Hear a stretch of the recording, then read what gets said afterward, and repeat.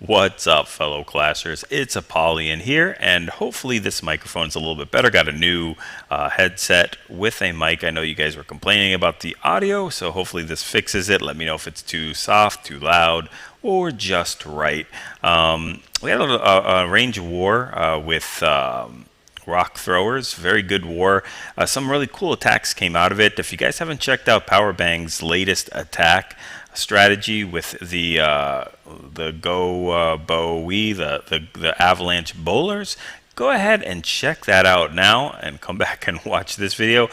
Who doesn't like air attacks? I love air attacks. My favorite attack is LavaHound or a variation of it, which we're going to see here. Normally you do GoLaLoon or just a Pentaloon or something like that, but here we're going to show a little tweak into that, and we're going to go GoBoLaLoon. So we're going to use bowlers in the clan castle. Normally with a LavaHound or a GoLaLoon, you're going to go ahead and send your kill squad to take care of the queen and hopefully one or two of the air defenses. And you're going to bring a max LavaHound into the clan castle to get the most benefit. But here, you're going to see a couple of attacks where the bowlers they help that kill squad to push it that much further to where they can get the two air defenses, and that way they can bring only 3 of their own LavaHounds. And getting that second AD is very, very important. You can just use it as a variation. It is a great attack. It worked twice in our war against 2 different style of bases. So let's go ahead and check out the first one by eBallin. I unfortunately don't have a max-based show getting hit, but I do have, lower heroes, so you guys are asking me, and I see it all the time, can you do this without 30-30 or 25-25 or 20-20 heroes? And here you go with the 20-15, and the key factor here is the air defenses are max air defenses, which is probably the most effective thing against LavaHounds and Loons, and the expos are not max, but they are level 2. So what we're going to do is we're going to see a standard kill squad of a cold-blooded one golem here coming in from the 6 o'clock and getting targeted by the queen and the defenses. And drop those wizards a little early there. I want to see that golem take the aggro, and it would have been a little bit different there on the entry. Wouldn't have wasted 2 wizards like that, but that's fine.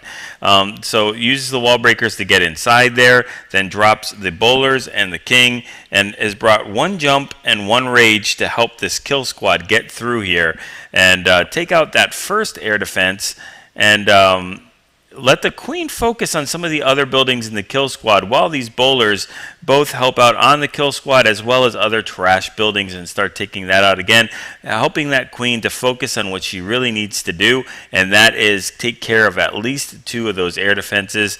One of them was taken care of by the bowlers already. So we've got the one air defense down, 3 are left. The queen is already targeted on that second air defense with Teslas that are popping.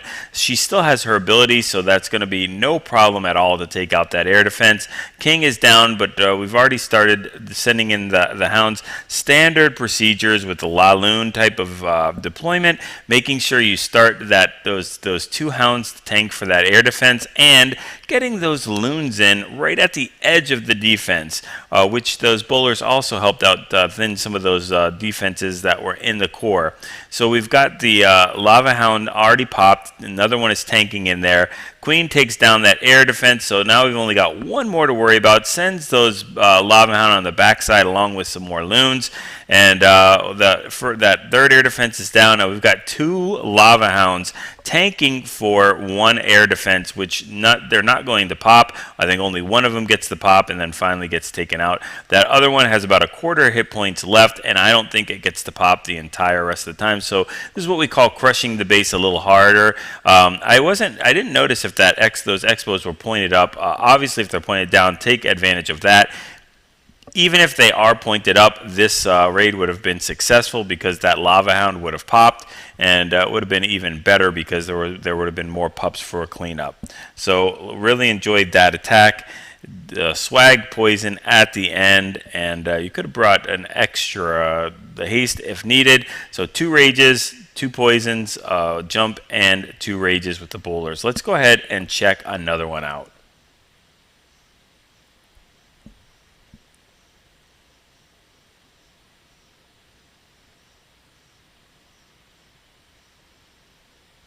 All right, on their number 19, Supa is going to go in with the same type of composition. He brings 3 rages and 2 hastes with a poison.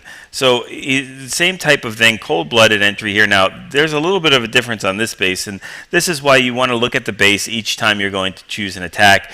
If you can come into a one compartment, that entry compartment, grab the Archer Queen and get at least 1, maybe 2 air defenses, which you can see right here, right in back of the Queen. It's a very poor design against air, against LavaHound, against dragons, something like that. It just opens it up to be hit by air, which Supa does really well, and I think it's designed to go against HGHB because those 2 air defenses are going to go ahead and pick off those healers if they come in at the 6 o'clock really quickly. So look at that, those type of bases to exploit a design against a certain attack and use the different attack against it. So we've got wizards going and funneling in like standard stuff. We've got the wall breakers going in, the queen's helping with the funneling and starting to get in there. Drops the king, drops the bowlers in, and they're just going to go ahead and tear up this first compartment as well as those other air defenses on top. A couple of them start to walk. That's why funneling is so important. That wizard finally gets that last building down there, and everything reroutes into that core. Uses a rage to go ahead and take care of these air defenses. Need to take care of that dragon and loon. So this is about the worst situation as far as a clan castle to come out, against a LavaHound type of thing, or maybe anything that can target air very effectively would be tough to deal with. So we've got the queen going, taking care of that. But look at those bowlers.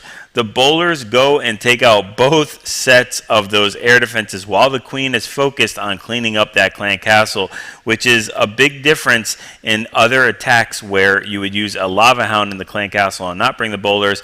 You might be dealing with 3 or possibly even 4 air defenses at that point, and that's not what you want to see. So again, always bring 1 extra hound in the number of air defenses. We've got 3 hounds coming in here. Very nice. Look at, again, started that those loons in at the furthest part of those defenses. Make sure you start the edge of the defenses so that they don't have to backtrack and go back further to another defense. You want that pathing to go straight to those air defenses, which they're going to do very, very soon.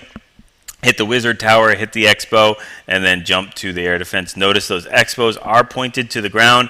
Anytime somebody throws away 2 defenses by pointing them to the ground, go ahead and exploit it. Use an air attack like Supa's doing here and just completely crush this base. We've got a quad Tesla in that 3 o'clock compartment, and I don't even know how many loons. Probably about 15 loons here. Or I don't think he started with 15 loons.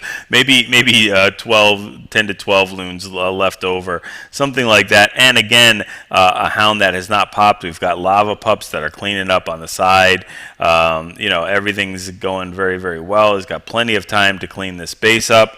And we'll go ahead and fast forward this. So as I say, with all the different attacks, it's not going to be used for every single base, but as more and more people are trying to defend against HGHB and probably that latest attack that PB just posted, the Avalanche Bowlers, they're going to set their expos to ground, and whenever they set the expos to ground, exploit it, take advantage of it, go ahead and use that air attack. I think this air attack, this attack could be done even with the expos, at least 1 expo set to up, maybe even both of them. I'll see if I can get some more and maybe do a how-to on this GoBoLaLoon.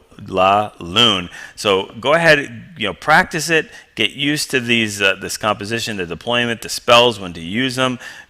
Use them in friendly challenges, get those 6-star clan wars, and practice those 3-star attacks.